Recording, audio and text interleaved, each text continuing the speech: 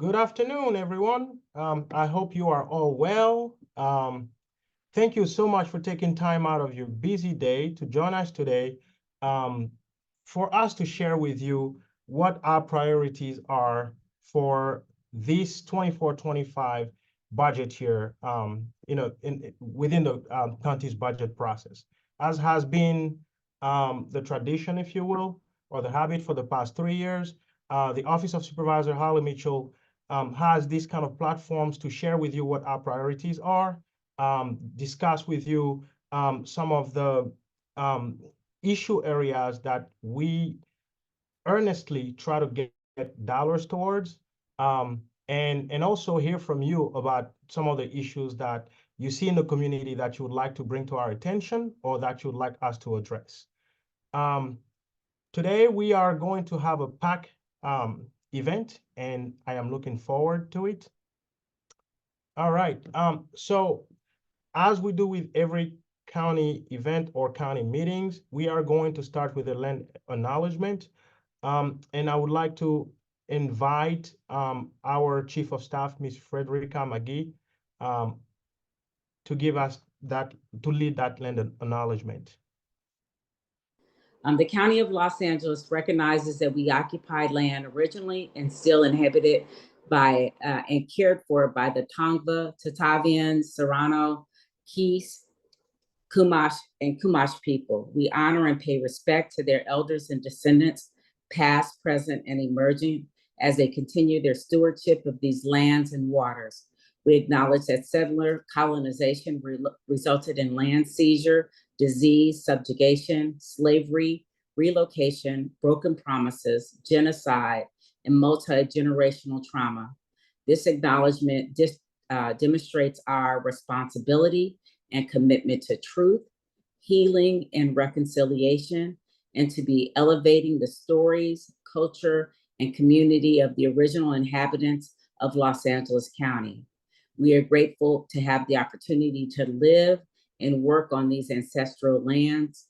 We are dedicated to growing and sustaining relationships with Native peoples and local tribal governments, including, and in no particular order, the Fernandano Tatavian Band of Mission Indians, the Gabrielino Tongva Indians of California Tribal Council, the Gabrielino Tongva San Gabriel Band of Mission Indians, the Gabrielina Band of Mission Indians, the Quiche Nation, the San Manuel Band of Mission Indians, the San Fernando Band of Mission Indians. And to learn more about the First People of Los Angeles, please visit our website that's indicated on the bottom of the page. Thank you. Kofi, I'll go ahead with the land acknowledgement, the labor acknowledgement, sorry. We recognize and acknowledge that the labor upon which our county, state, and country are built. We remember that our country was built on the labor of enslaved people who were kidnapped and brought to the United States from the African continent, and recognize the continued contribution of their survivors. We also acknowledge all immigrant and indigenous labor, including voluntary and involuntary trafficked, forced, and undocumented peoples who contributed to the building of the country and continue to serve within our labor force. We recognize that our country is continuously defined, supported, and built upon by oppressed communities and people. We acknowledge labor inequities and the shared responsibilities for combating oppressive systems in our daily work. Thank you so much. All right, so then we're going to go on to the next part of this meeting, which is to tell you about what we'll be discussing today. After doing the land and labor acknowledgements, we're going to have introductions from, we're going to start the program. We'll have our welcome remarks from our Assistant Chief of Staff, Chris Shelton. Then we will share with you a video that talks about the basics of the LA County budget. And then we will have 9 of our deputy teams and policy teams talking about their priorities for this year. Then, unlike last year, when at our first budget town hall, we had surveys to ask you what you thought of our priorities. This time we want to have a better engagement, so we'll go into breakout sessions. So at some point, one of our team members will have a survey pop up for you to choose which breakout session you would like to be a part of. Once you do so, then you'll be joining a breakout session where you'll have a robust conversation on budget priorities with our senior deputies and our policy deputies. And after that, we will close out have the closing remarks and discuss the next steps. Well, without further ado, I have the pleasure of introducing the budget team. The budget team is Maeve, who just is, had her camera on. Vicky, are you okay showing your and me? So without further ado, I will now introduce our Assistant Chief of Staff, Kirk Shelton. Thank you all. Good evening, everybody. Welcome so much to our Budget Town Hall event. It is really exciting to have so many people here tonight. On behalf of Supervisor Mitchell, I would like to welcome all the members of the public that are able to join us. Really excited about this opportunity to get to talk with you about the county budget.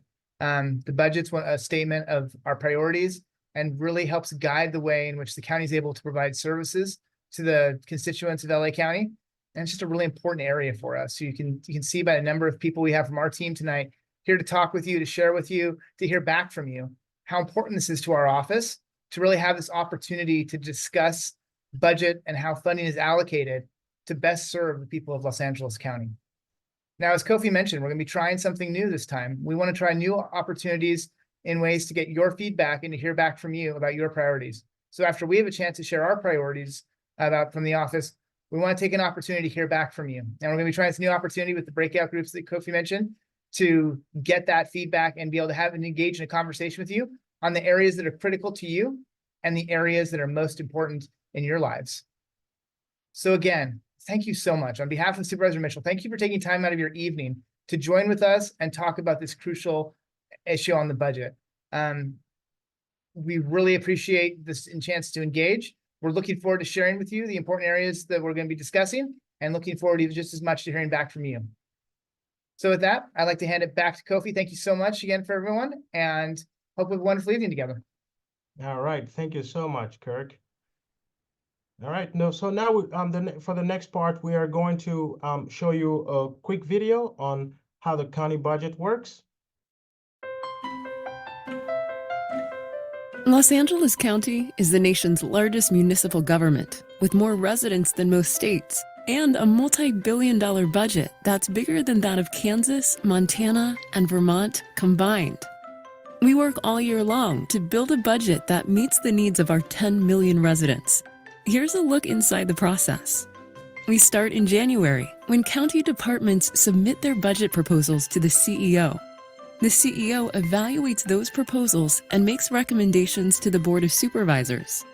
State law requires the county to always balance its budget. And just as with the household budget, that means making hard choices based on how much funding is available. County funding comes primarily from three sources: federal, state, and locally generated revenues like property and sales taxes. Most of this money is restricted to support specific programs that the county is legally required to provide, like public health care, assistance to children and families, keeping our communities safe, and running fair and accessible elections. The budget also funds culture, education, and recreation, including world-class museums and beaches, an expansive park system, and an extensive network of community libraries. It also supports programs to address some of our toughest social problems and sets aside rainy day funds to keep services running when times get tough. It's all guided by the policy vision of the Board of Supervisors, including strong commitments to anti-racism, equity, and social justice. These values, established through a set of board-directed priorities, shape the recommended budget, which the CEO submits to the board for consideration in mid-April. In May, the board holds public hearings so that residents and other stakeholders can voice their opinions on the budget. Next comes the adopted budget, which is traditionally approved by the board before June 30th. And finally, the supplemental budget in October to incorporate state, federal, and other allocations. Once approved, the county's final adopted budget becomes its spending plan. That's a quick snapshot. For more information, visit ceo.lacounty.gov and click on the Budget tab.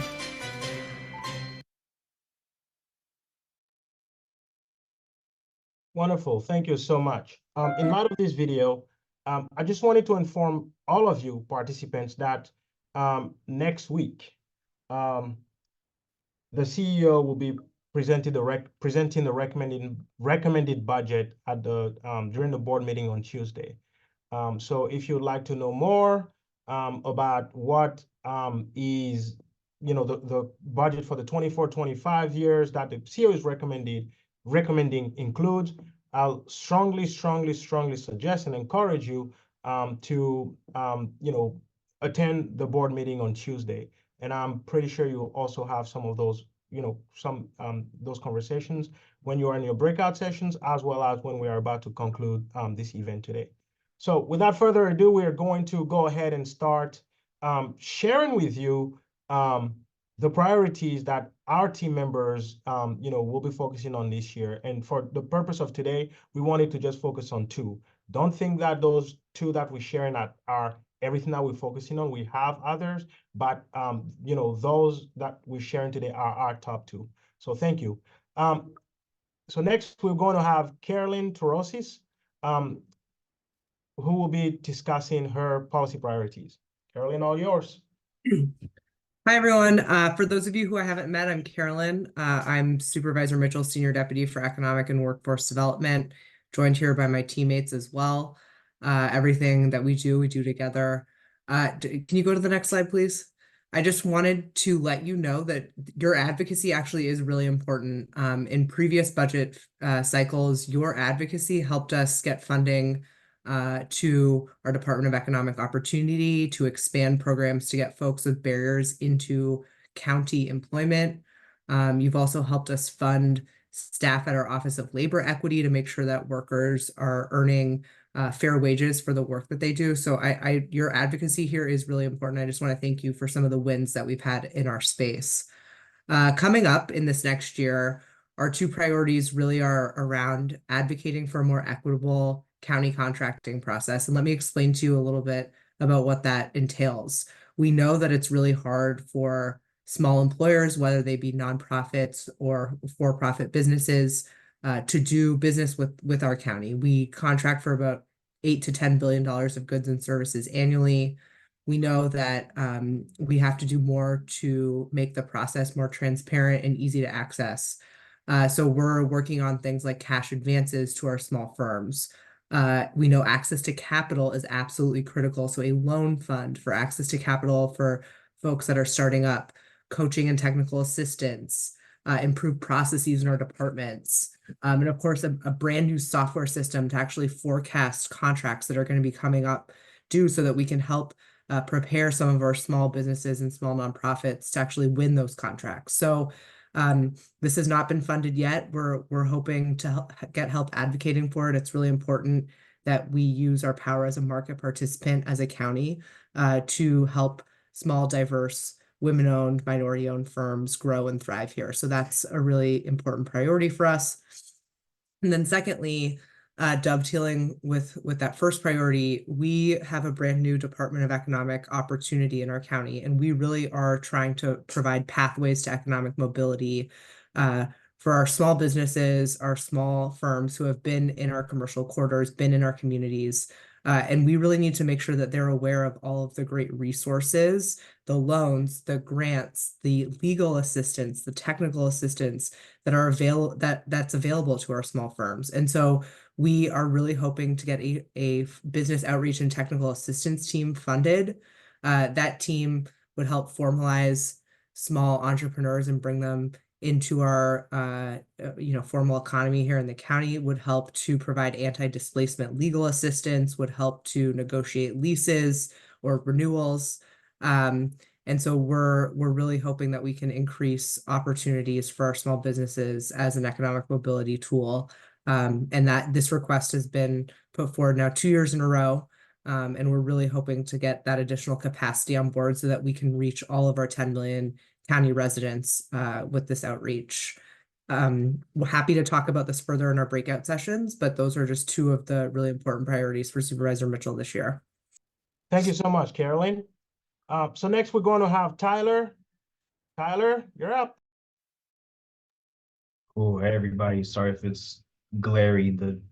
It's golden hour in my office over here in Lenox. But before I get into the budget priorities, I just want to introduce myself.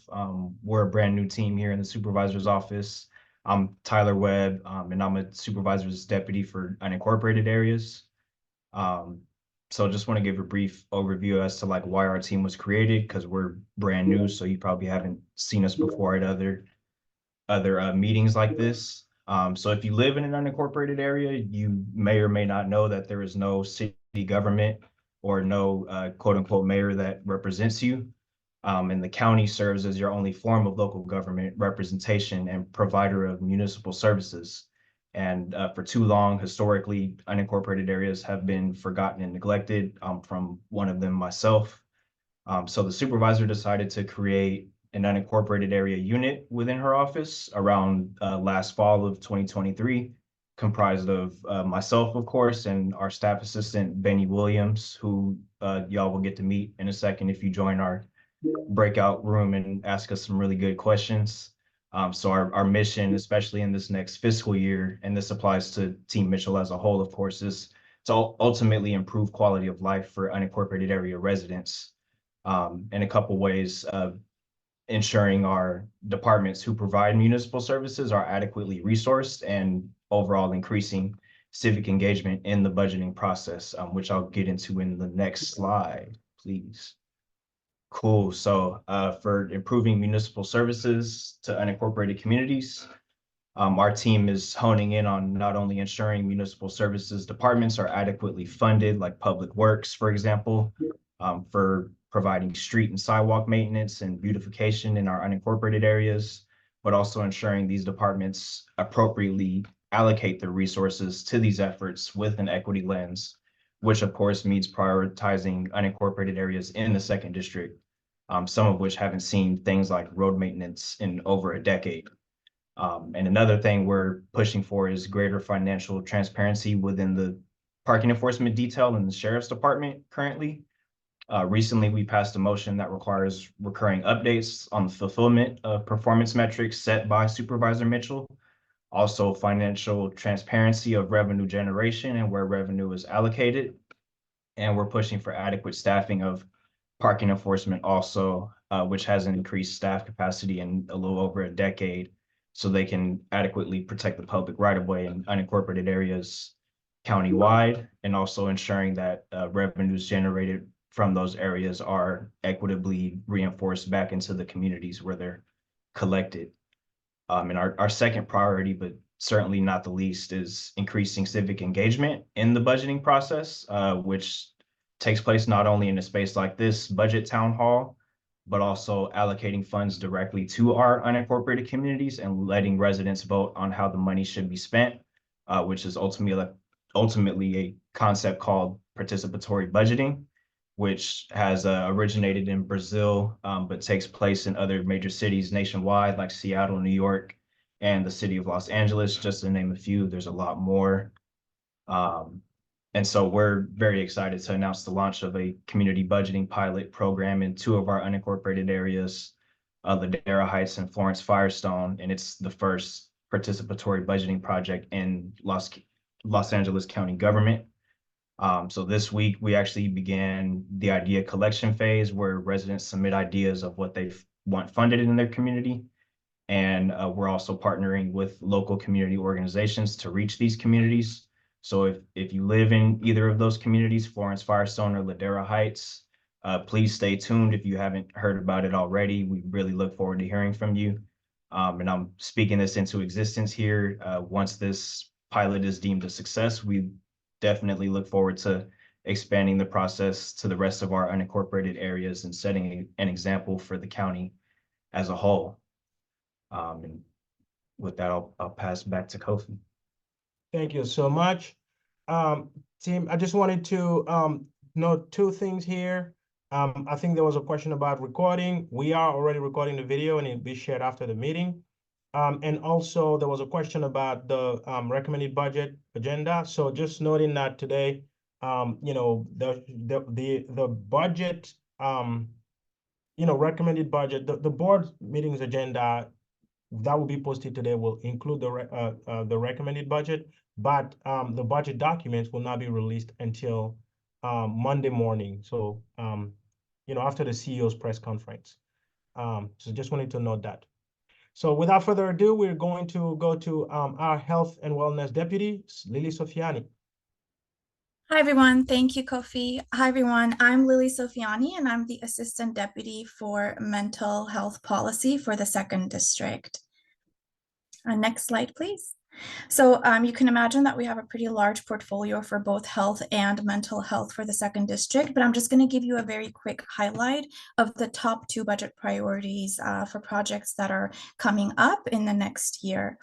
So Supervisor Mitchell and our team is very focused on expanding the network of restorative care villages and beds. As you know, there's a pretty big gap between the number of beds that we have, both for health and mental health, and the number of people who need them. And so we're trying to expand the number of beds to close this gap and get to a point where there's more of an equilibrium between the supply and the demand. And we're working on expanding services for vulnerable populations. Just passed the motion on domestic violence victims to bring them beds and mental health services back in October. So we're also focused on victims of sexual violence and trauma that are suffering from mental illness and trauma, of course.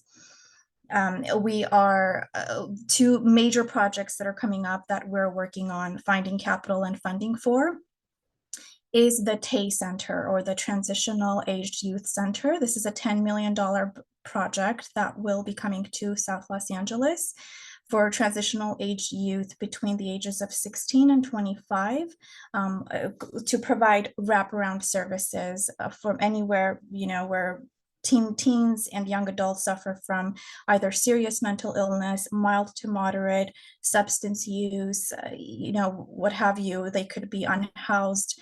This is a center that we are working with Stanford psychologist actually to adopt a model that was created by Stanford called Alcove. It's a very successful model and it's considered a best practice nationally. It will be the first of its kind in the 2nd District. This is, you know, a kind of a respite where teens can go to have meditation centers, yoga, to see a therapist in private, to have alternative healing modalities. If you're in a breakout session with me later, I'll show you what that model looks like, because it does exist in Southern California, just not in the 2nd District. So we're trying to bring that model to SD2, and we're very excited about that. And we're in the process now of identifying the total of the 10 million to get that up and running. We're also launching a crisis stabilization center for young children under the age of 11 who are experiencing a serious mental health crisis. We're trying to, of course, bring them to a center where they can receive mental health care and stabilize so that they're not becoming system impacted, so that they're not ending up in jail. Of course, no child should ever be in jail. They're not ending up in juvie. They're not ending up on the street or, you know, cycling through the foster care system.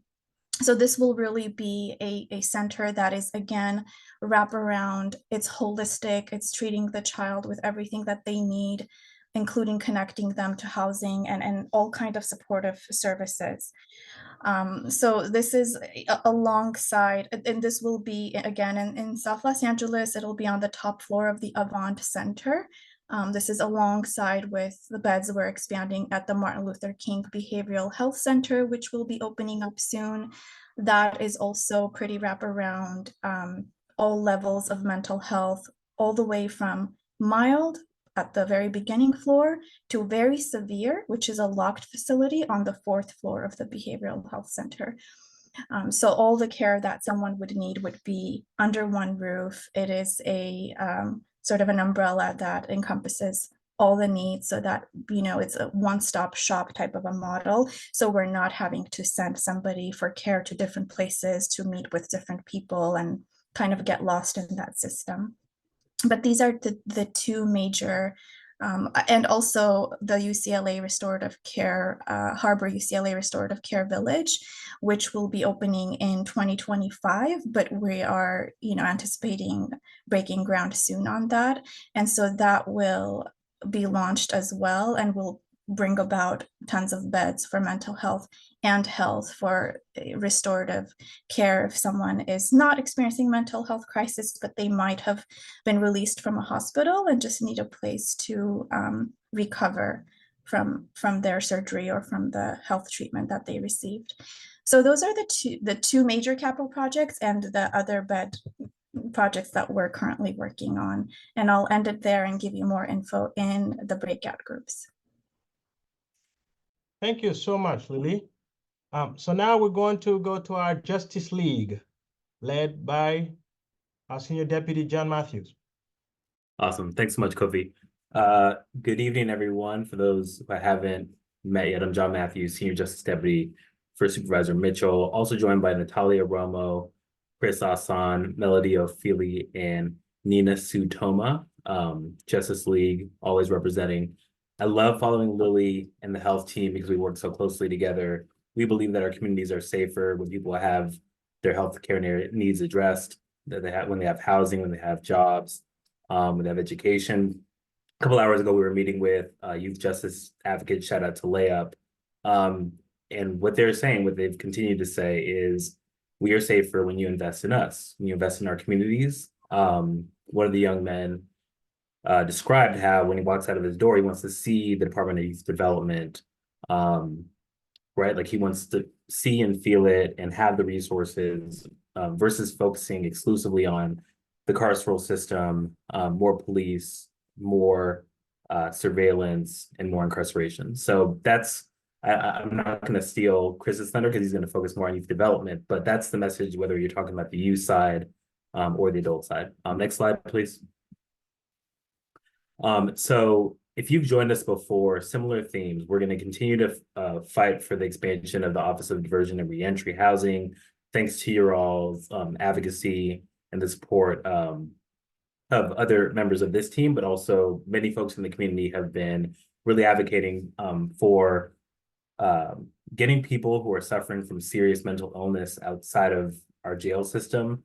Our jail system currently serves as the biggest mental health provider, certainly in the county, possibly in the nation, and we want to make sure people are getting the care they need in community beds. So we already had a motion for expansion. We're going to come back in a future budget cycle because they're already expanding the moment when we feel like it's appropriate to continue to expand, because they're still building out with the funding that we already secured thanks to your support. We'll continue to do that. The next item is general. It actually involves the Justice Care and Opportunities Department, which is one of the new departments, but also the Public Defender Service and alternate public defender. The idea is we have a really high percentage of people that are in our jails awaiting trial.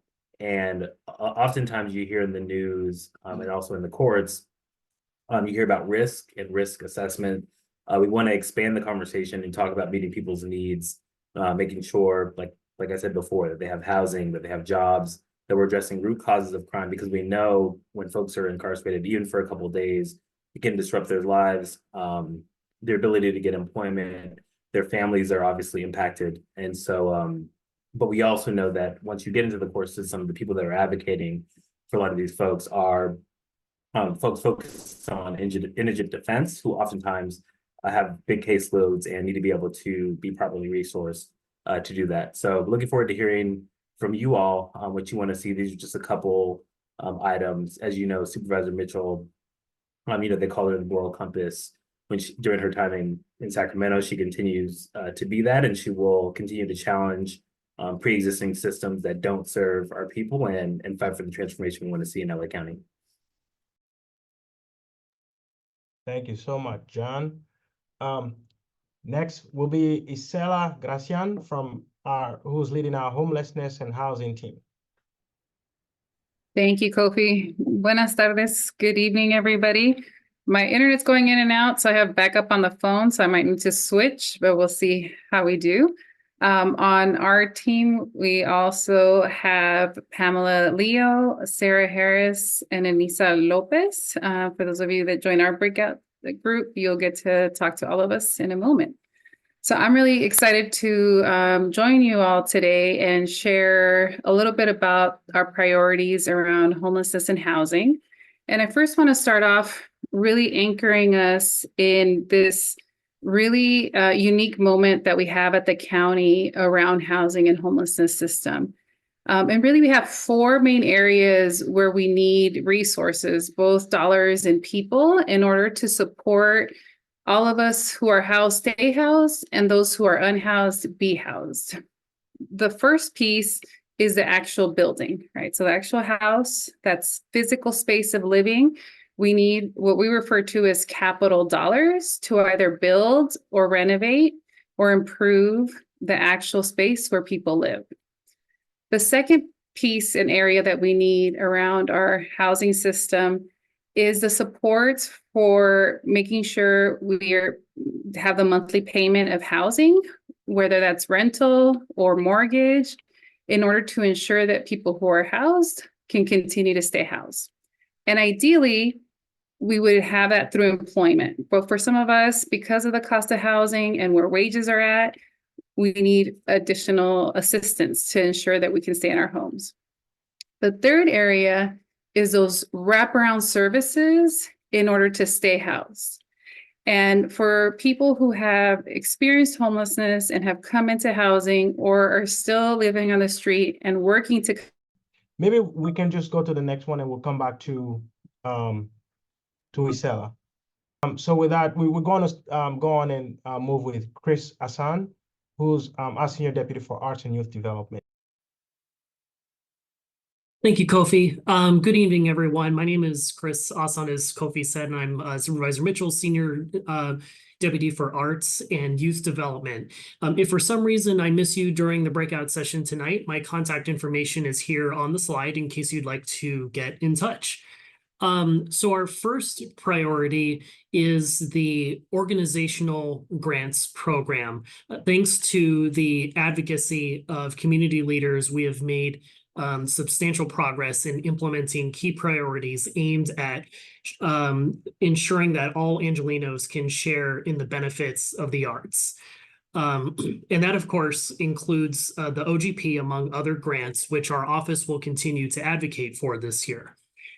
This grant provides flexible funding for arts organizations to support costs not typically allowed by other grants, especially for organizations that are historically locked out of traditional arts funding and who provide arts and culture services in hardly served communities, especially our unincorporated areas of the county.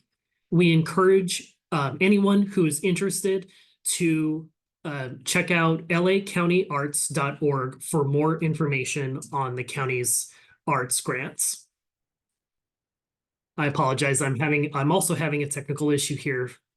Okay, sorry, I think I'm back now.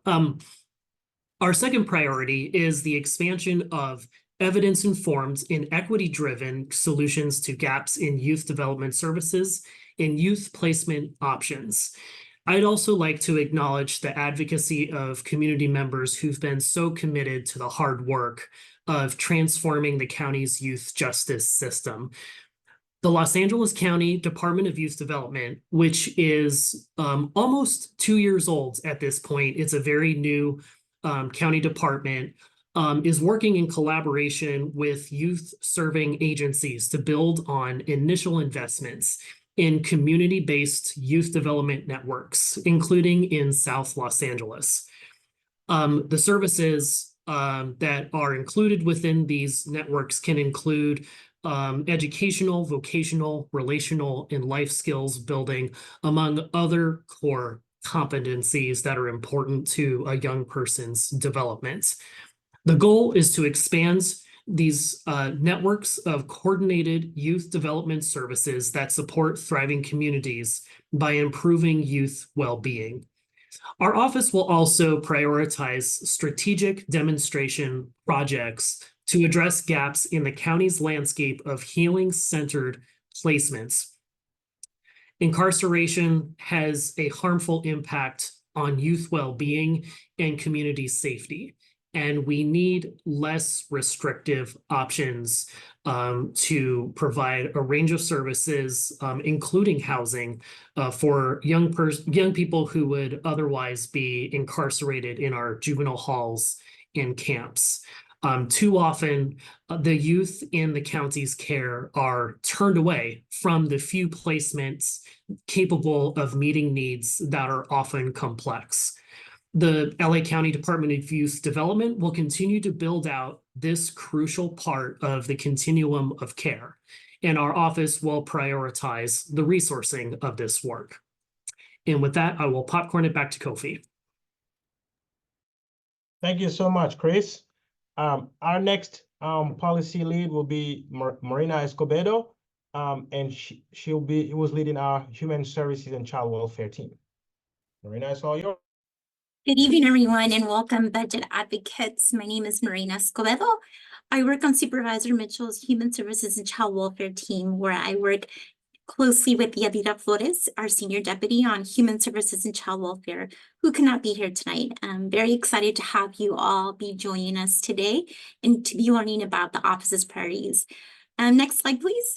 Two of the areas that we're going to be focusing on tonight, as previously mentioned, there are numerous priorities, but what we'll be focusing on tonight is the Office of Prevention Services, as well as some updates around CalWORK. So late last year, Supervisor Mitchell authored a motion titled Building Los Angeles County Prevention Infrastructure. This was a motion that called for the infrastructure and the establishment of the Preventions and Promotions System Governance Committee, mouthful. Essentially, this is an inaugural Brown Act body comprised of county leaders designed to really bring in and provide a central location for prevention services. For a very long time, many prevention services were living separately within the county and various departments. And we know that oftentimes various departments serve the same groups, the same clients. So it only makes sense for them to better work together. The goal of this committee is to not only improve the conditions necessary, but to improve the fostering and the well-being of Angelenos, as well as to prevent them from entering other county systems, such as the foster care system and the justice system. We are proud to be having this work be led by the Department of Social Services Director, Dr. Jackie Contreras. And one of the fiscal or budgetary highlights was that this motion called for the allocation of $4 million. You heard that right, $4 million, to be able to fund the work around the Preventions and Promotions Coordination Implementation team. Lastly, on this topic, development the Community Advisory Group to inform the recommendations for the prevention services. The work has been working really hard the last couple of months. They've hosted several listening sessions and have really been engaging with Los Angeles County residents. On the human services side, if you're at all paying attention to the state budget, you will be aware that there are numerous budget cuts, which unfortunately do have a negative impact on the county. CalWORKs being one of them, single allocation. This is not only a huge priority for the office, but for the county as well, specifically for Supervisor Mitchell. The current state's budget will see a potential deficit to the CalWORK single allocation in the amount of $54 million. There is a lot of work being done behind the scenes, but as of right now, that is an anticipated potential loss. So CalWORKs, it is a state's anti-poverty safety net. Essentially, it provides life-saving cash aid and supportive services. The county and the Department of Social Services use these funds to not only determine eligibility, but also deliver employment services. So the Los Angeles County has taken an opposition position, and we're working very hard to make sure that these services are restored and can continue to be guaranteed for our residents. So I look forward to those who will be joining our breakout session. That's it for my update, so I will turn it back to you, Kofi. Thank you so much, Marina. And yes, the state budget. Well, we're going back to Isela. Isela, it's your turn. Can you hear me? Yes, we can. Thank you. Okay, great. Thank you all for your patience on technology. So just a quick recap on where I was at on the 4 areas for housing and homelessness. We need the actual home, so the building. We need the support to pay for the monthly cost of whether it's rent or mortgage. Those wraparound services to stay housed, that could include healthcare, food, childcare, mental health services that my colleague Lily covered. And a 4th component is the community to really stay connected. And that touches on some of the pieces of work that John shared around care first, community first. It's really about that support that's outside in the neighborhood and connection to people. And this is the first time for the county where we actually have a focus on all 4 of these areas. So for our team and for the county's budget, we're really focusing on scaling up on homelessness and housing systems. And last year's point in time count, we had the numbers that on any given night, we have over 70,000 Angelenos experiencing homelessness. And for this reason, the county budget is reflective of a little over $662 million for homelessness initiatives that goes towards services, interim, and permanent housing. So this is really about people who are already experiencing homelessness, connecting them, bringing them in to homes. And a very critical project that our team, with the support of all of you and constituents that we've been advocating for, is the encampment resolutions or the cleanup, particularly around the RVs. That is now part of the county's Pathway Home. And of those $662 million, almost $121 million are now dedicated to Pathway Home. Just to give you a sense of how that program is doing right now, we launched that program since August. Countywide, we've been able to do 14 resolutions. 562 people have come into housing, and we've been able to remove a little over 300 RVs from county public right-of-ways.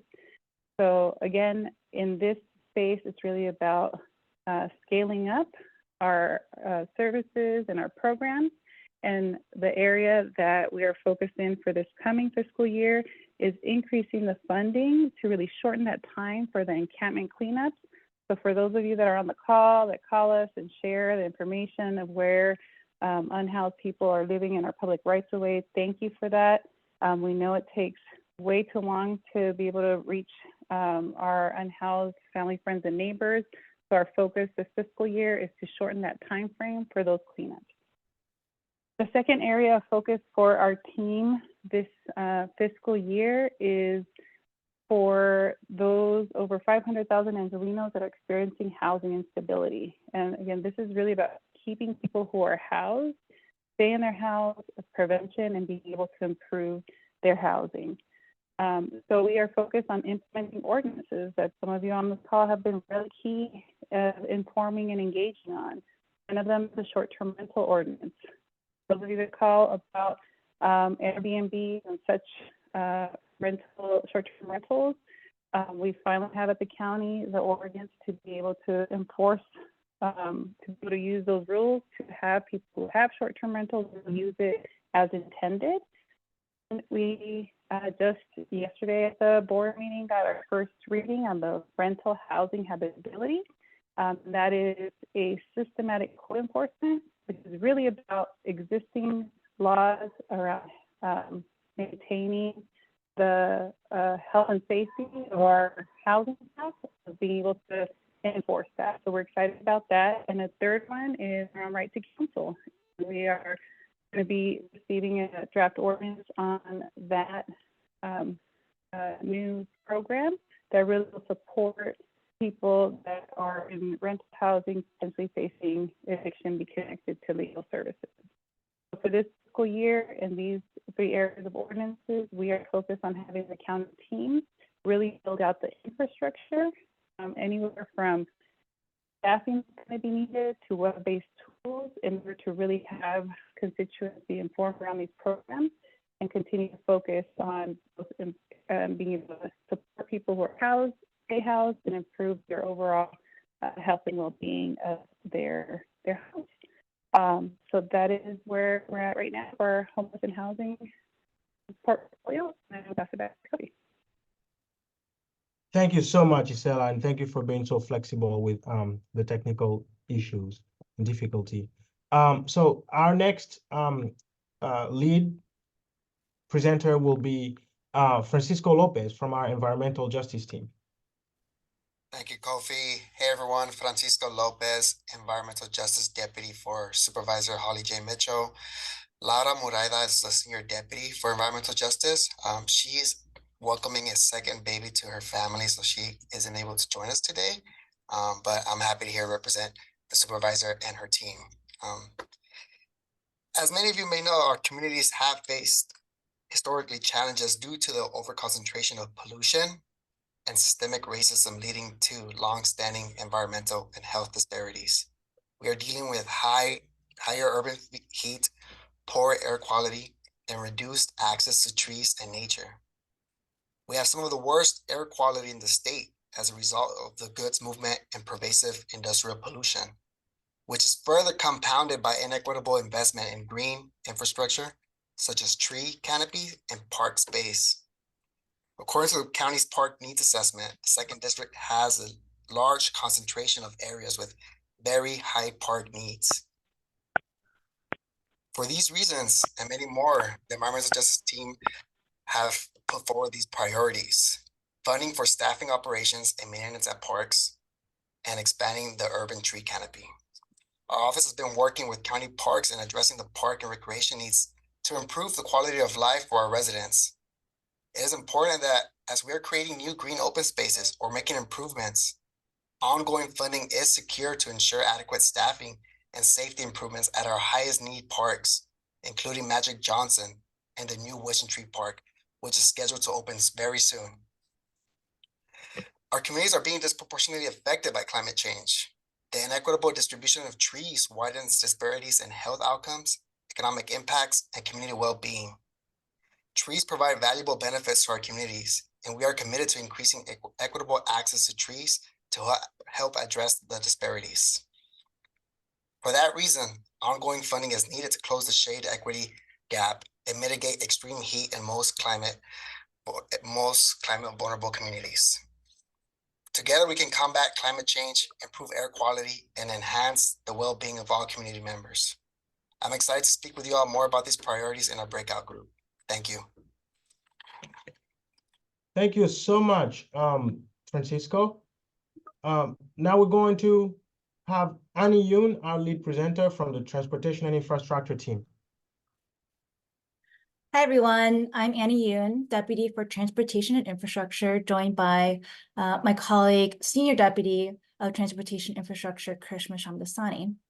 And for us and the office in this policy area, our two priorities are Vision Zero and bus shelters. And so for Vision Zero, want to back up a little bit and say that we envision streets that are for people. And you might have seen Supervisor Mitchell in her teal bike going around at the Kingdom Parade. So how do we imagine bikers, walkers, people who play in the streets, feeling safe? So the first thing is to have cars slow down and there to be more guidance and regulations around how vehicles go about on our streets. And this is where Vision Zero comes in. And so the county has an Vision Zero action plan that is also an initiative that's across the country. And this is, the vision is to bring traffic fatalities to zero. And in the Vision Zero action plan that the county has, there's an analysis of the traffic fatalities along certain intersections. And among the top 20, 15 are in the 2nd District. And so this is why Vision Zero is really a top priority for the supervisor. And so DPW is requesting $7.5 million to help implement the Vision Zero priorities that were in the action plan. And so this might look like pedestrian and traffic signals. How do we think about the widths of roads that are actually enabling cars to go faster? How do we slow cars down? How do we create a dashboard that will create greater transparency around where these investments are being made?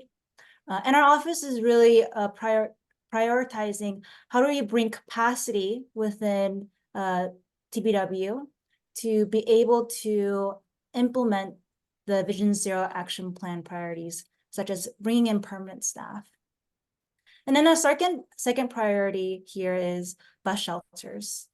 And to ground this in some data, we wanted to share that in terms of ridership in the county, 80% are Black and Latinx, and 68% are low income. And of this ridership, majority are from the second district. And so when we talk about bus shelters, we're talking about a element of the riding experience that will disproportionately benefit people of color and residents of the second district.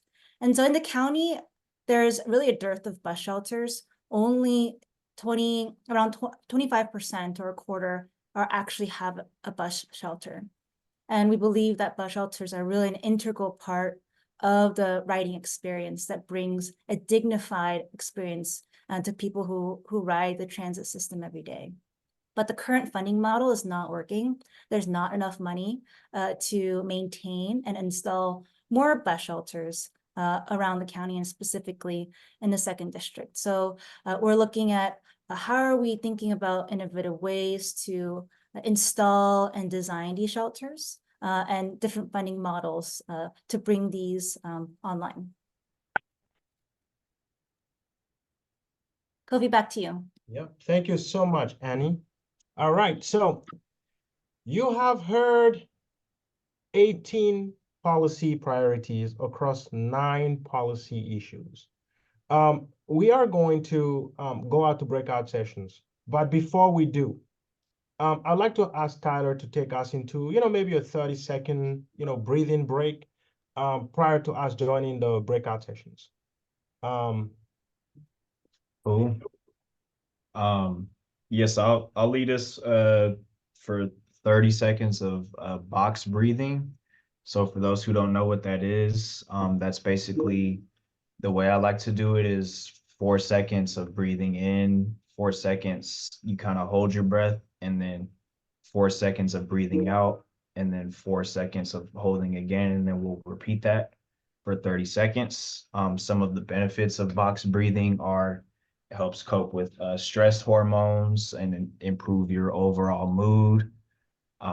And I mean, little plug, like the Navy SEALs do it, so that's gotta be worth something. So I will get my timer ready and lead us for 30 seconds of box breathing. Can I get a thumbs up from somebody if we're ready? Cool. Okay, 3, 2, 1. Inhale. Hold. Exhale. Hold. Inhale. Hold. Exhale. Hold. And we're done. That was 30 seconds already. That went by fast. Thank you, Tyler. All Cool. right, so as you can see on the slide in front of you, we will shortly have a poll pop up, which will, if he hasn't already, which will ask you, about the policy area or the breakout session that you'd like to join. I strongly encourage you to select a breakout session. During the breakout session, there will be 2 questions that, will, let's say, frame the conversation. So for the breakout session that you join, the policy deputy would have shared 2 priorities. So which of the 2 priorities that the policy deputy shared is the most important to you? And the second question will be what idea that we haven't discussed that you think we should prioritize. All right.